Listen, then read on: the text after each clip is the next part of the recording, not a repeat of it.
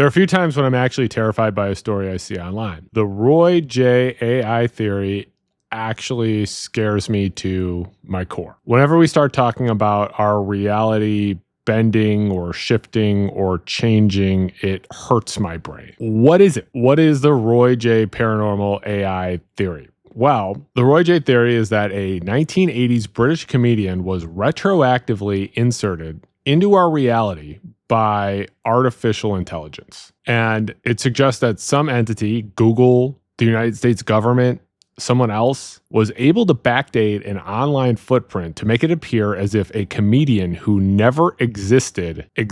Let's look into it. Let's get spooky. Hey, spooky people. It's your best friend Kenny here, and we are back with another disturbing story. Before we get to today's story, let's make sure that you are subscribed to this channel, The Spooky Lawyer. Let's make sure that you like and share this video. Share this video with your favorite AI people. Not people who are actually AI, but you know, those people that are always pushing AI and talking about AI. Send this over to them. Thanks. Roy J. was a British-Norwegian stand-up comedian, a man who had some fame back in the 1980s, and he died in relative obscurity in 2007. Yet, this spring, the spring of 2025, this person reappeared through a strange amount of online posts, and Roy J. was posthumously resurrected as a digital ghost, an artificial intelligence construct, a demonic entity, or some sort of sophisticated digital hoax that retroactively inserted himself into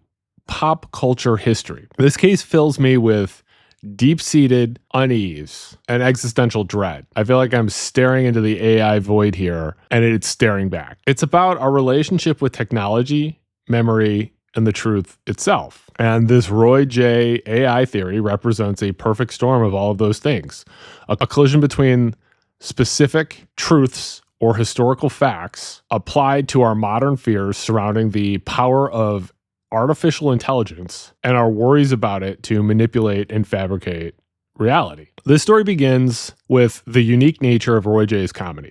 His act was described by contemporaries as very weird, original, and often too original. It's a very odd set characterized by a prowling, shuffling stage presence, a strange costume, a series of jokes that aren't particularly funny, and bizarre catchphrases. Decades after he existed, and his death, his performance has been set to look inhuman through the fact that the video recordings were low fidelity technology and they've been repeatedly degraded by digital compression. The artifacts in the video, as well as his bizarre presence, his bizarre stage presence, were reinterpreted by our generation as telltale signs of AI generation. It's an uncanny set.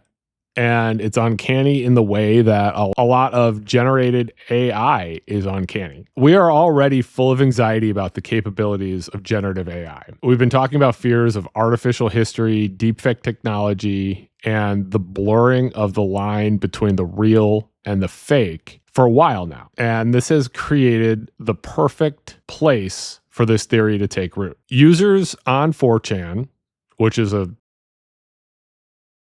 encountered this strange footage of Roy J. and took these anxieties about AI and created this terrifying story. Roy J.'s uncanny performance became proof of AI interference because it mirrored the awkwardness, the uncanniness of AI-generated video. So who was Roy J.? Well, before he was a digital ghost, he was a man. Roy J. was not an AI hallucination or a demonic insertion into our timeline, contrary to what is going viral right now. He was a person, he had a documented history, a career, and a life marked by some success and personal struggle. Roy J. was born Roy Jorgensen in 1948 in Oslo, Norway.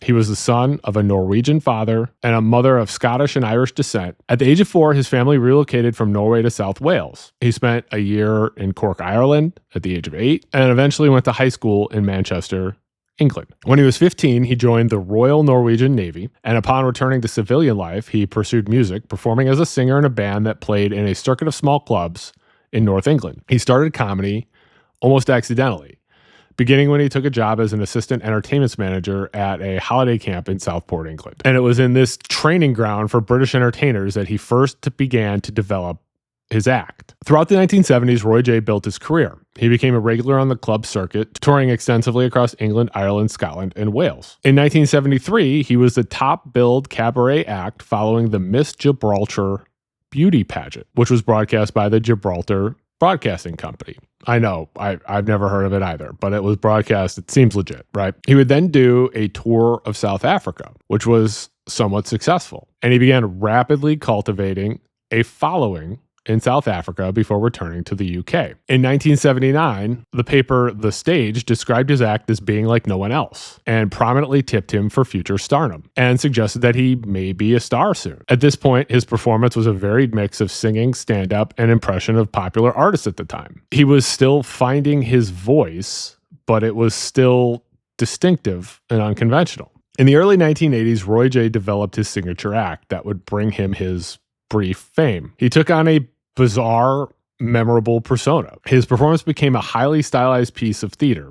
To the backing of music, often his own recorded versions of music, Jay would prowl and shuffle around the stage. His performance consisted of rapid-fire, traditional one-liner pub jokes. However, he would lay in these bizarre and jarring interruptions and catchphrases. He would inexplicably shout "spook" in the middle of his performance, or "slither, hither."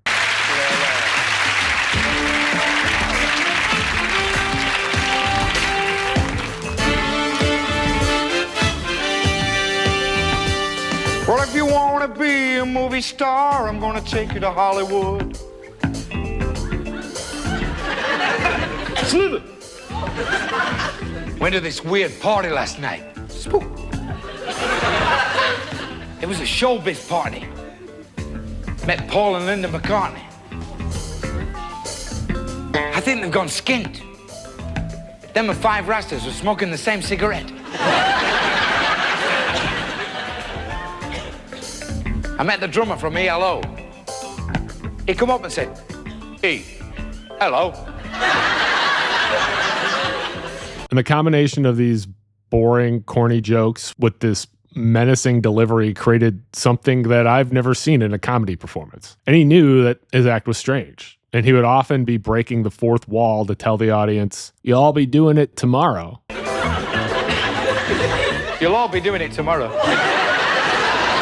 It was almost like he knew he was creating memes before memes existed. In the 1980s, he started taking off. He got some high-profile television appearances, which brought his act to a national audience. In 1983, he appeared on the Bob Monkhouse Show, where the host introduced him as a new comedian with a style that's all his own. His biggest television exposure came in April 1984 when he debuted as a regular performer on the series of the BBC One primetime comedy vehicle, The Laughter Show. This period marked the top of his fame, and his catchphrases became a short-lived national playground obsession. And his visibility led to television advertisement campaigns for brands including Smith's Crisps and Schweppes Lemonade. I never know whether they're Schweppes or Schweppies. Schweppes. Hey, weird, unrelaxed.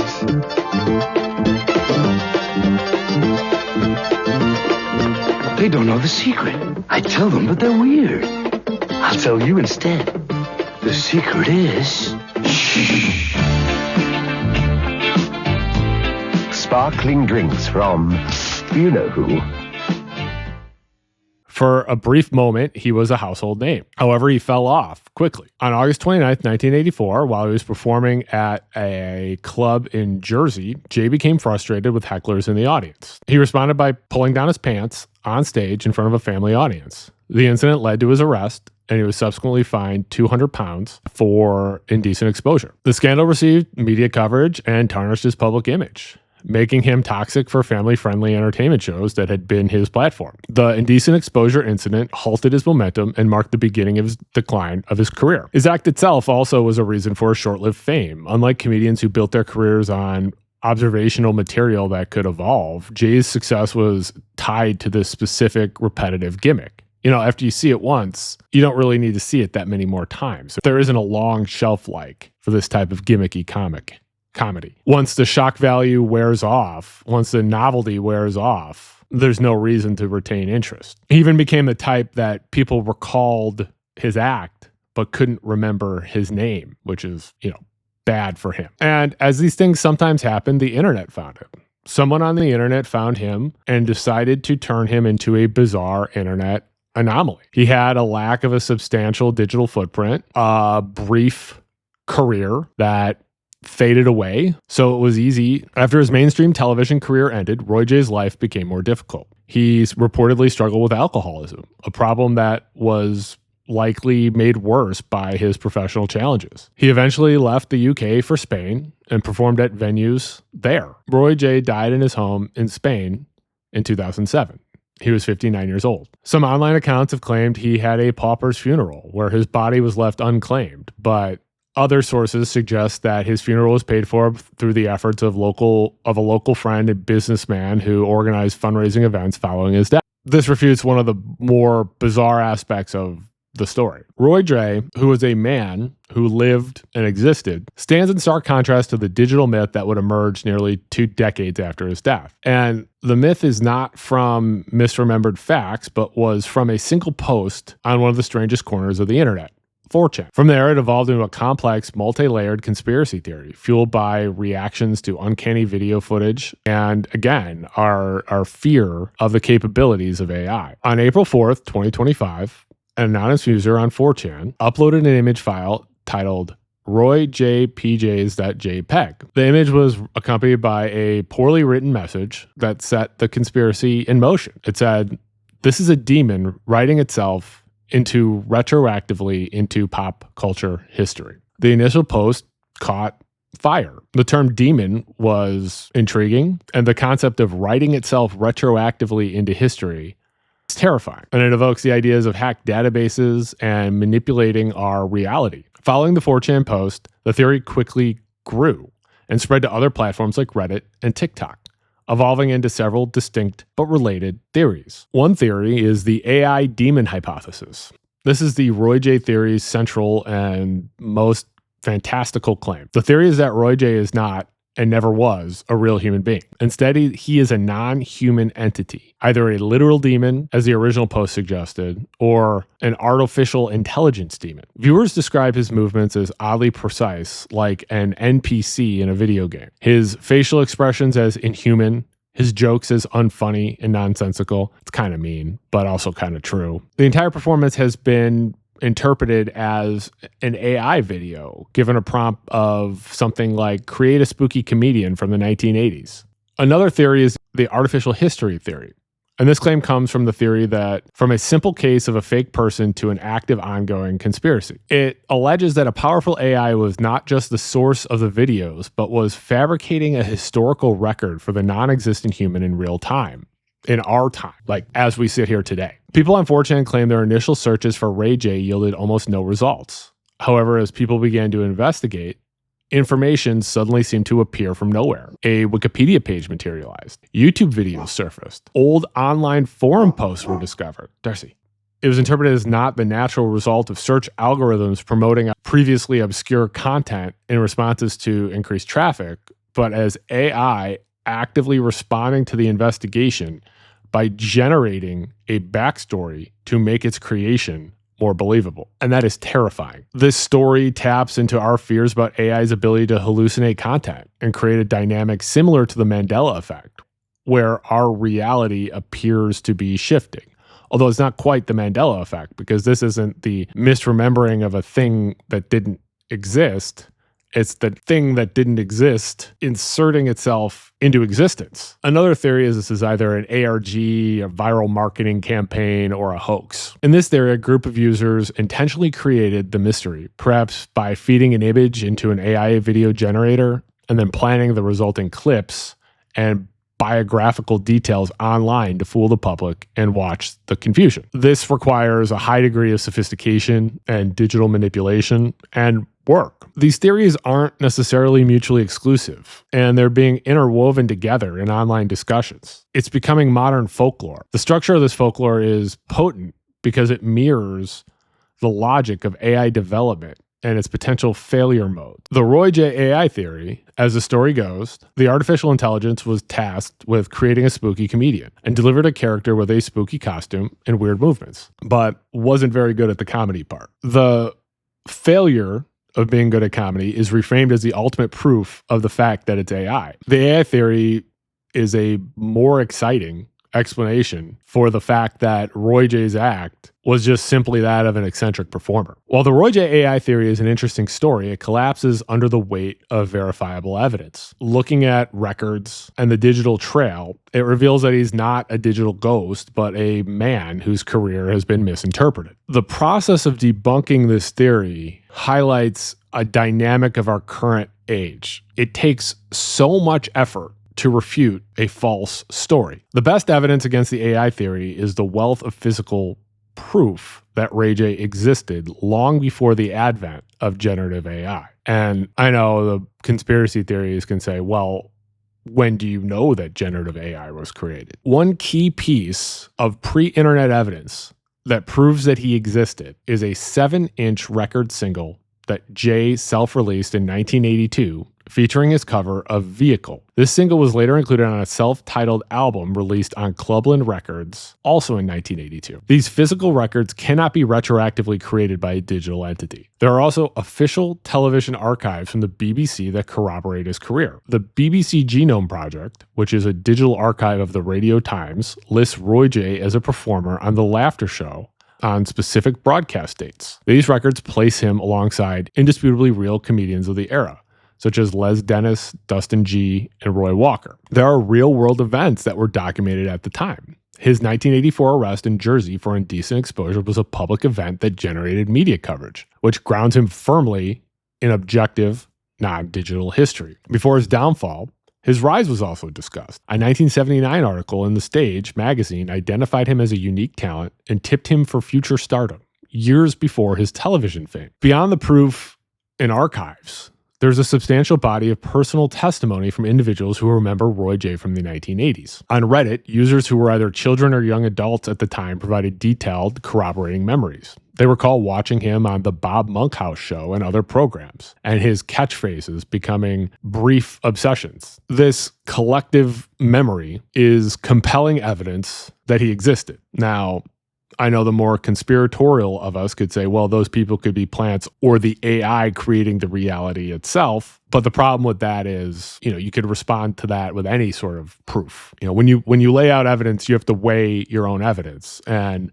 I think most of us can weigh evidence of like this as better evidence than the idea of AI inventing this reality. The evidence cited by believers of the conspiracy is not evidence of artificial intelligence, but the misinterpretation of his performance and the technological limitations of older media. The core of the uncanny feeling comes from Jay's act itself, and the artificiality was a deliberate part of his performance. He was consciously cultivating a persona that was strange, unsettling, and barely resembling a real person. That was his gimmick, a way to stand out in a crowded field of comedians. Now, it seems like AI or NPC-like movement. In the 80s, it was a stage persona, an innovative stage persona. Many of the visual and auditory cues interpreted as signs of AI are simply products of 1980s television production and digital degradation. The maniacally laughing audience is a canned laugh track, a standard practice for studio shot comedy programs of the era, which were usually filmed with small or non-existent live audiences to ensure a consistent audio experience for the broadcast. The poor visual quality, which has been described as AI slop, is the result of decades of media transfer. When you take analog records and you copy them, and you copy them, and you copy them, each subsequent copy degrades in quality. It's a Xerox of a Xerox of a Xerox. Then that analog tape becomes digitized, compressed for online streaming, and re-uploaded multiple times, which introduces digital artifacts, pixelation, and motion smoothing that can create an unnatural fake appearance. Examining his routine shows that a lot of his jokes had period-accurate cultural references that would be very difficult for modern AI to generate with the nuance. He makes specific references to contemporary figures like Boy George, uses terms like X directory, which is a reference to unlisted phone numbers, and products like Long Life Milk. A more detailed examination of the videos shows no signs of common giveaways of AI generative video, such as glitching or morphing hands, even as he performs complex hand and body movements. The claim that Roy J's history was fabricated in real time after the 4chan post is also debunked. The assertion that information about Roy J only appeared after the April 4th, 2025 post is false. A look at the digital record shows that his persona on the internet, while it was obscure, predates the conspiracy by many years. Clips of his performances from the Bob Monkhouse show and other programs were uploaded to YouTube more than a decade before the 4chan post. Discussions mentioning him can be found on Reddit threads from years prior. An archived biographical article on the website comedy.co.uk also exists with a timestamp that predates the emergence of the theory. The initial 4chan posters who claimed to find nothing were either being deliberately disingenuous to create the mystery, or their cursory searches for a name that they might not have known how to spell correctly, or may have had a lot of noise from the fact that it is a short common name, failed to uncover his digital footprint. The statement that information was being created in response to searches is a misunderstanding of how search engine algorithms work. A term like Ray J suddenly receives a massive influx of search queries from thousands of curious users, and algorithms like Google naturally respond. They elevate existing, previously low-ranking content, old YouTube clips, the forgotten forum posts, the niche comedy website articles, making it more visible and easier to find. This is not an AI generating history.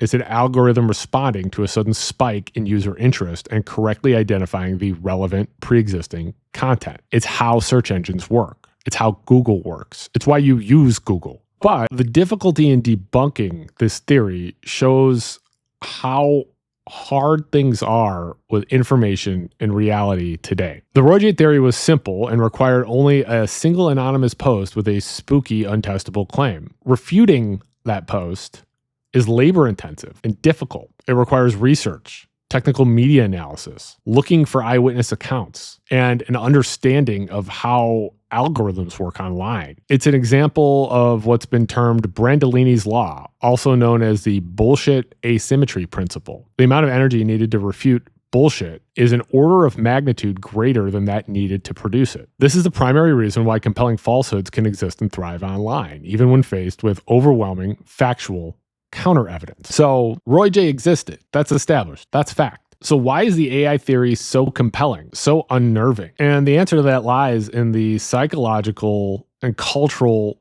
currents that we live in. The Roy J phenomenon is a case study in modern myth-making, revealing how humans need narrative, control, and community. And that can transform an anomaly into a conspiracy, especially when amplified by our current fears. The Roy J theory, like many conspiracy theories, is a modern form of folklore that helps people make sense of a confusing and often unsettling world. Psychological research has identified several key motives that drive belief in these type of theories, all of which clearly play in this case. There are epistemic motives. There is a fundamental need for humans to know and understand our environment and to have explanations that are clear and certain. Roy J's performance is strange to a modern viewer, and the AI theory provides a simple, internally consistent explanation for the weirdness, and an explanation that is all currently top of mind for all of us.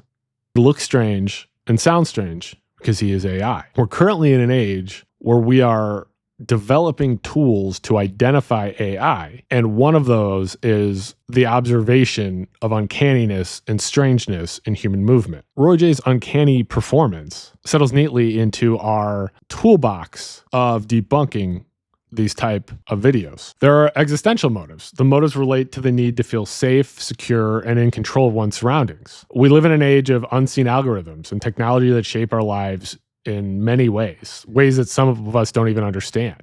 And it makes our world feel chaotic and out of control. Believing in conspiracies can make sense of that world. It suggests that events are not random, but orchestrated by a hidden actor, in this case, a rogue AI, identifying this hidden agent, a frightening one, and provides a target for our anxiety to create an illusion of understanding, which can be more psychologically comforting than just randomness and ambiguity. Although I'm not psychologically comforted by this. There are social motives as well, such as the need to maintain a positive image of yourself or one's social group. Believing in a conspiracy theory fosters a community among fellow believers. It creates an in-group of enlightened individuals. who possess special secret knowledge that the ignorant masses does not have. And it also put participants or believers in the Roy J. mystery into an online scavenger hunt, working together to uncover the truth, building social bonds with each other, and reinforcing a shared identity. Tangentially, one thing that's interesting about this theory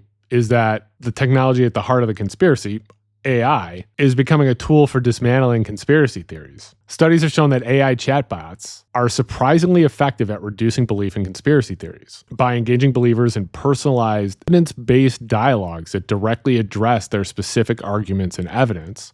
These AI systems can achieve significant reductions in conspiracy beliefs. And this suggests that many believers are not immune to facts, but that the counter evidence must be sufficiently compelling and tailored to their unique worldview, which is a task that AI is uniquely suited for. The algorithms present you information tailored to your worldview to make you believe, which means that it can also present you information tailored to your worldview to debunk. There are a couple popular inner age concepts that are similar to what's going on in the Roy J. phenomenon. The first is the Mandela effect. And this term describes a collective misremembering where large, disconnected groups of people share the same false memory. The Mandela effect is named after the widespread but incorrect memory of Nelson Mandela dying in prison in the 1980s. Other examples of this are people remembering the Berenstain Bears as spelled as the Berenstein Bears, which I will go to my grave saying it was the Berenstain Bears. I remember reading those books. I read those books so often. It was the Berenstain Bears. Or the 1990s movie called Shazam, starring comedian Sinbad as a genie, which has never existed. The Roy J. theory isn't exactly a Mandela effect. And in fact, in some ways, it's the opposite.